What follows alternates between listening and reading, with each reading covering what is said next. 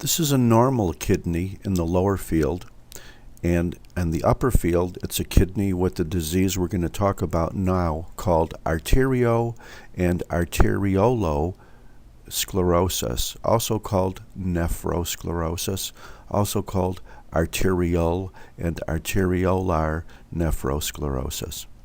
Let's compare it to the normal kidney. Here's a normal kidney. It has a very smooth cortex. A very smooth surface. There are abundant glomeruli in the cortex, none of which are hyalinized. The tubules are nice. There's not much scarring or inflammation within the cortex. This is a normal kidney. Before we look at the microscopic of the abnormal kidney, let's look at what it might look like grossly. The cortex is not smooth at all. Look, and perhaps in this area it's nice and smooth and shiny, but it gets to be generally very granular and appear very coarsely granular. And up here it's not only granular, it has these little pits, almost like little infarcts. Well, the reason why it's like this is because the arterioles and the arterioles are sclerotic, and therefore the kidney cortex does not get enough blood, and therefore it causes little infarcts.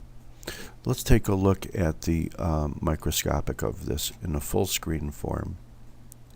Here's the cortex again, and the first thing you want to appreciate is the fact that look at this large blood vessel here, artery, and the large arteries here. They don't have much of a lumen, do they? You could barely see them. Up here it looks like they're about 90% thickened and occluded. Is this related to atherosclerosis? Well, in a way it is, but it's fairly specific for the kidney. Also note that many of the glomeruli, like here and here, are hyalinized. They're sclerosed, they're infarcted because they're not getting enough blood supply. Also noted that there is generally a good amount of inflammatory cells scattered throughout the kidney as well. And also notice the fact that this, here's a hyalinized glomerulus here. Also notice the fact that it's not only the large arteries that appear to be significantly thrombosed, but if we look at even some of the smaller arteries or the arterioles, I think we could probably use this as an example, for lack of a better one right now, that they have a pretty significant thickening of their wall.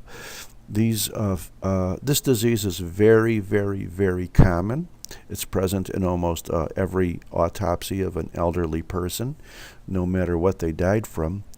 And it results in progressive renal dysfunction. Often the person dies before the kidneys become in failure, and it is a common cause of hypertension. And that's all that I want to say. Here's kind of another thickened vessel here, isn't there? Thank you very much.